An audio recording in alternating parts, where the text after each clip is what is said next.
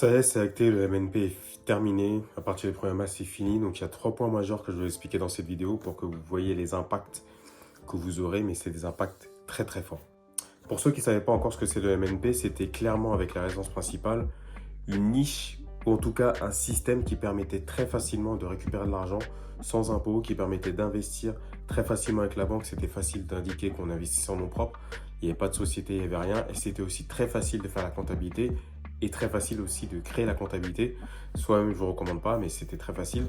Alors que si vous êtes en société, créer une société, faire la comptabilité d'une société, c'est compliqué, voire impossible. Si tu ne me connais pas encore, moi c'est Willem, donc je parle de tout ce qui est investissement immobilier, entrepreneuriat. Je vais commencer aussi à parler d'automatisation. De temps en temps, je fais des tutos, donc n'hésite pas à t'abonner si tu veux des vidéos de ce genre ou si tu veux te lancer dans l'immobilier. En description, tu trouveras directement des contenus pour tes formations offertes, ce qui te permettra de faire un dossier bancaire et te permettra de te préparer par rapport à la banque. Donc le MNP, c'est terminé à partir du 1er mars. C'est une catastrophe, clairement. Donc je vais vous expliquer comment on peut s'adapter, mais d'abord, on va expliquer quels sont les éléments majeurs qui vont disparaître ou qui vont évoluer à partir du 1er mars 2025. Donc je vais vous afficher directement les points point par point à l'écran. On va lire ça ensemble et après je vous expliquerai directement à quoi ça correspond. Alors si on regarde le premier point, donc du coup, le premier point c'est la réintégration des amortissements dans la plus-value lors de la revente. Alors ça c'est très grave, il faut savoir que quand vous calculiez la plus-value en MNP, vous n'avez pas ce type de calcul et là vous allez réintégrer les amortissements. Donc c'est un petit peu comme la SCI. On va d'abord lire ce qui est écrit. Avant 2025, donc les amortissements déduits sur le bien, qui permettaient de réduire l'impôt sur le revenu locatif, n'étaient pas pris en compte dans la plus-value. Cela permettait de vendre le bien avec une plus-value imposable bien plus faible, donc la plus-value des particuliers. À partir du 1er mars 2025, donc les amortissements seront réintégrés dans le calcul de la plus-value, ce qui augmentera la position. En gros, c'est un peu comme la SCIS, c'est-à-dire que vous amortissez le bien pendant des années, donc vous achetez un bien à 100 000 euros, vous amortissez, vous vendez le bien au bout de, 10-15 ans, votre bien ne vaut plus 100 000 euros comme vous l'avez acheté, virtuellement, il vaut 50 000 euros. Enfin, c'est comme si vous l'aviez acheté 50 000 euros il y a 15 ans. Ce qui fait que si vous faites une plus-value de 10 000 euros, par exemple, ce qui est que dalle, ça ne vous fait pas une plus-value de 10 000 euros, mais ça vous fait une plus-value de 60 000 euros.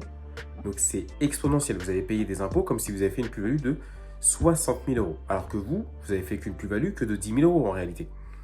Mais avec ce nouveau calcul, on va réintégrer les amortissements. Donc, c'est hyper désavantageux et c'est vraiment un système comme les professionnels parce que nous, les professionnels, on sait déjà qu'on se fait entuber toute la journée.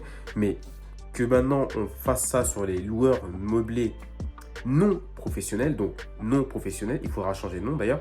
Non professionnels, c'est hyper grave. Petite parenthèse, tout ça, on sait pas pourquoi ils font ça. Je vous inviterai à regarder la vidéo. Donc, on finit cette vidéo et après, je vous inviterai à regarder une autre vidéo sur les entrepreneurs à la fin de cette vidéo. On fait tout ça parce qu'ils veulent récupérer de l'argent. Donc, ils veulent récupérer de l'argent sur les entrepreneurs.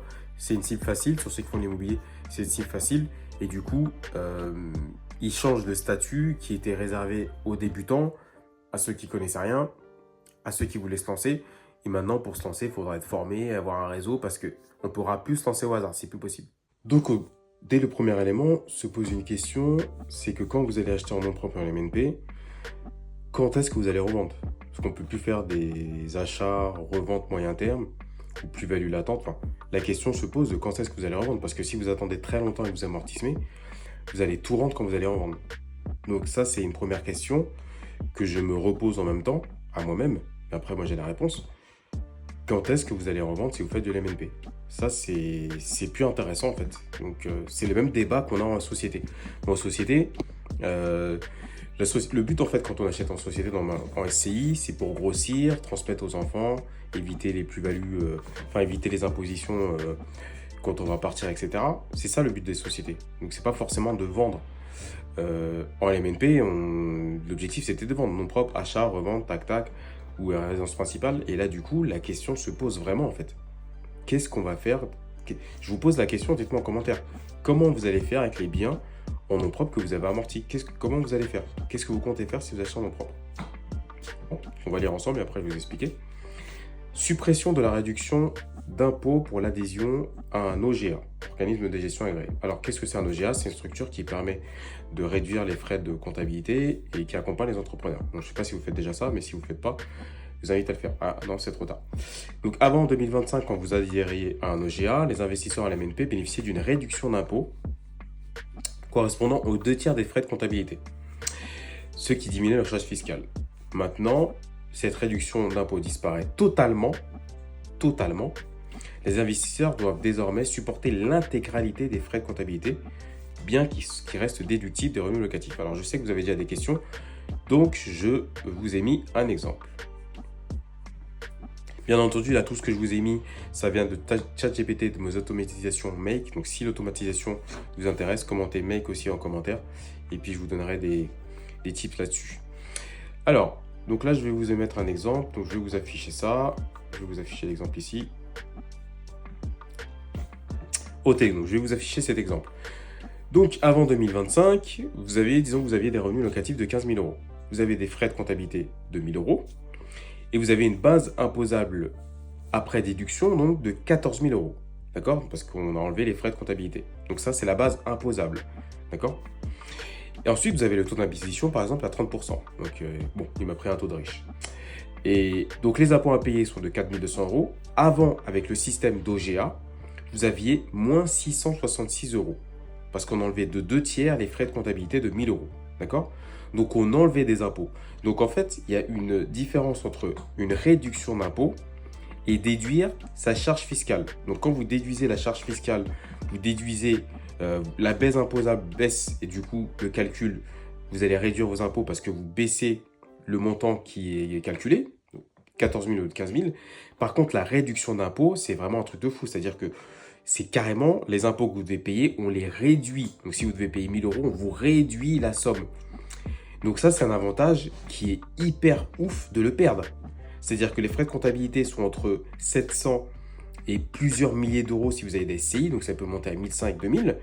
C'est-à-dire qu'en fait, ces frais-là, ça venait en déduction. Est-ce que vous vous rendez compte qu'on va perdre 2/3 de ce montant? Donc, il faut rajouter 2/3 de ce montant. Je ne sais pas si vous vous rendez compte en fait du truc de fou. C'est-à-dire que là, premier élément, sur la plus-value, ça va se compter en dizaines de milliers d'euros supplémentaires à sortir. Dizaines de milliers d'euros. Et là, sur l'OGA qui va disparaître, c'est au moins 600 euros parce que les frais de comptabilité, en dessous de 1 000 euros, ça m'étonnerait. Et si vous payez des frais qui sont pas chers, c'est pas intéressant. C'est-à-dire que vous n'avez pas des bons conseils. Bon, après, si vous faites du LMNP, ça peut être suffisant. Mais si vous voulez grandir, je vous conseille pas de faire des petites comptabilités. Mais en gros, c'est une dinguerie en fait. C'est une dinguerie ce qui est en train de se passer. Donc là, on est juste à 2 points. On perd déjà des dizaines de milliers d'euros à la revente. Et on perd déjà au minimum 600 euros par an. 600 euros par an. Mais on dit, mais à quoi ça sert d'investir? Ça sert plus à rien. Point donc, c'est la modification des abattements et des seuils du régime microbique. Donc on va lire comment c'était avant 2025. Lorsque vous aviez des meublés de tourisme non classés, on avait un abattement de 50% sur un plafond de 77K. 50%. Donc là, on comprend que le plafond, c'est intéressant qu'il soit élevé parce que l'abattement fiscal sera très élevé. D'accord? Meublés de tourisme classés et chambres d'hôtes, donc là on vise les LCD. Abattement fiscal de 71% avec un plafond de 180K.